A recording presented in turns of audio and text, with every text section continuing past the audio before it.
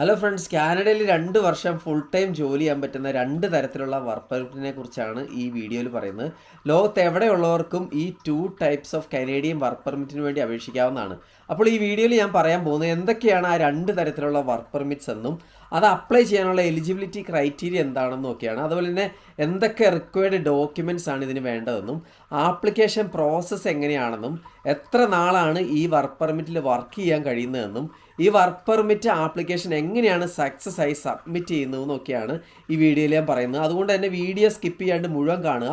അപ്പോൾ നമുക്ക് ഡീറ്റെയിൽ ആയിട്ട് വീഡിയോയിലേക്ക് കിടക്കാം. 2 തരത്തിലുള്ള വർക്ക് പെർമിറ്റ്സ് ആണ് മെയിനായിട്ടുള്ളത്. ഒന്ന് employer specific work permit, 2 open work permit. അപ്പോൾ ഒന്നാമത്തെ എംപ്ലോയർ സ്പെസിഫിക് വർക്ക് പെർമിറ്റ് എന്താണെന്ന് വെച്ച് കഴിഞ്ഞാൽ നിങ്ങളുടെ പ്രൊഫഷൻ അല്ലെങ്കിൽ ക്വാളിഫിക്കേഷൻ എന്താണോ അതനുസരിച്ച് നിങ്ങളുടെ ബോസ് അല്ലെങ്കിൽ എംപ്ലോയർക്ക് തരാവുന്ന വിസയാണ് employer specific work permit.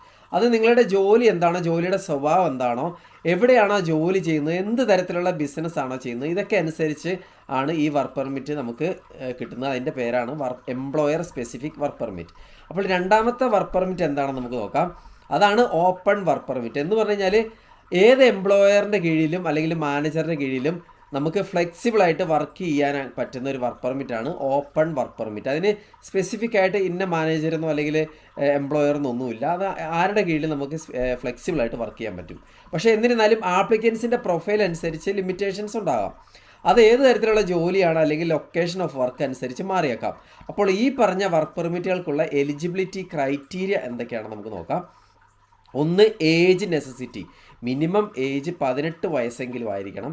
2, intent to take off, കാനഡയിലെ വർക്ക് പെർമിറ്റ് തീർന്നു കഴിയുമ്പോൾ കാനഡ വിട്ട് പോകുമെന്ന് അവരെ നമ്മൾ ഉറപ്പ് വരുത്തി കാണിക്കണം. അല്ലെങ്കിൽ അതിനുള്ള എന്തെങ്കിലും നാട്ടിൽ എന്തെങ്കിലും വേറെ ജോലി ഉണ്ടെന്നോ അല്ലെങ്കിൽ എന്തെങ്കിലും പ്രോപ്പർട്ടി ഉണ്ടെന്നോ അല്ലെങ്കിൽ വേറെ എന്തെങ്കിലും ബിസിനസ് ഉണ്ടെന്നോ ഒക്കെ അവരെ നമ്മൾ കാണിച്ചെങ്കിൽ മാത്രമേ നമുക്ക് ഈ വിസയ്ക്ക് അപ്ലൈ ചെയ്യാൻ കഴിയുള്ളൂ. 3, എലിജിബിൾ ബോസ് എന്ന് പറഞ്ഞു കഴിഞ്ഞാൽ കാനഡയിലെ ക്വാളിഫൈഡ് ആയിട്ടുള്ള ഒരു മാനേജർ അല്ലെങ്കിൽ എംപ്ലോയറിൻ്റെ അടുത്ത് നിന്നും വർക്ക് ഓഫർ നമുക്ക് കിട്ടിയിരിക്കണം.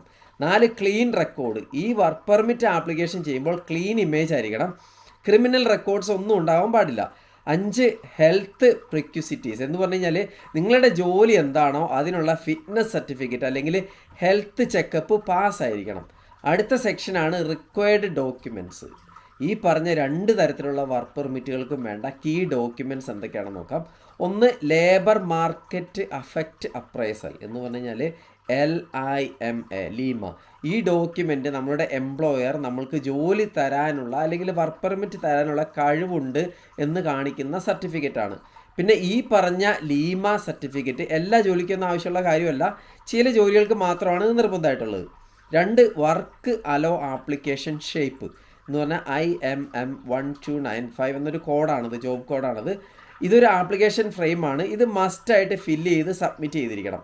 3, പ്രൂഫ് ഓഫ് മണി റിലേറ്റഡ്. നിങ്ങളും ഇനി നിങ്ങളുടെ ഫാമിലിയും കാനഡയ്ക്ക് വർക്ക് പെർമിറ്റിൽ വരുന്നുണ്ടെങ്കിൽ അവർക്കും കൂടെയുള്ള കാനഡയിൽ വരുന്ന എക്സ്പെൻസിനുള്ള പൈസ അതിൻ്റെ സോഴ്സ് എന്താണെന്ന് അക്കൗണ്ടിൽ കാണിച്ചിരിക്കണം. 4, ജോബ് ഓഫർ ലെറ്റർ. ഈ ലെറ്റർ നിങ്ങൾക്ക് നിങ്ങളുടെ മാനേജർ അല്ലെങ്കിൽ എംപ്ലോയറിൻ്റെ അടുത്ത് നിന്നുമാണ് നമുക്ക് കിട്ടുന്നത്. ഇതിൽ വ്യക്തമായി ഏത് ജോലിയാണ്, എന്ത് ജോലിയാണ് അല്ലെങ്കിൽ എത്ര നാളത്തെ വിസയാണ്, എവിടെയാണ് വർക്ക് ചെയ്യുന്നതെന്നും മെൻഷൻ ചെയ്തിരിക്കണം. 5, മെഡിക്കൽ എക്സാമിനേഷൻ. ഡോക്ടറിൻ്റെ അടുത്ത് നിന്നും ഒരു തെറാപ്യൂട്ടിക് എക്സാമിനേഷൻ റിസൾട്ട് വാങ്ങുകയും അതിൽ നിങ്ങൾ ഏത് ജോലിക്കാണോ പോകുന്നത് ആ ജോലിക്ക് നിങ്ങൾ ഫിറ്റാണ് എന്ന് കാണിച്ചിരിക്കണം. 6, ഐഡൻറ്റിറ്റി വെരിഫിക്കേഷൻ എന്ന് പറഞ്ഞാൽ ഇൻ്റർനാഷണൽ ഐഡിയും പിന്നീട് നിങ്ങളുടെ ഫോട്ടോയും നിങ്ങളുടെ ഐഡൻറ്റിറ്റി കൺഫേം ചെയ്യാൻ അത് നിർബന്ധമായിട്ടും വേണ്ട ഒരു കാര്യമാണ്. 7, ഫാമിലി കൺഫർമേഷൻ. നിങ്ങൾ നിങ്ങളുടെ ഹസ്ബൻഡിനെയോ അല്ലെങ്കിൽ വൈഫിനെയോ പിള്ളേരെയോ കൊണ്ടുപോകുന്നുണ്ടെങ്കിൽ മാരേജ് സർട്ടിഫിക്കറ്റും ബർത്ത് സർട്ടിഫിക്കറ്റും നിർബന്ധമായിട്ട് സബ്മിറ്റ് ചെയ്തിരിക്കണം. 8, പോലീസ് കൺഫർമേഷൻ എന്ന് പറഞ്ഞാൽ പോലീസ് ക്ലിയറൻസോ സർട്ടിഫിക്കറ്റ് മറ്റെന്ത് വിസയ്ക്കും വേണ്ട പോലെ തന്നെ പോലീസ് ക്ലിയറൻസ് സർട്ടിഫിക്കറ്റ് അല്ലെങ്കിൽ ക്രിമിനൽ റെക്കോർഡ് ഒന്നുമില്ല എന്ന് നമ്മൾ നിർബന്ധമായിട്ട് കാണിച്ചിരിക്കണം.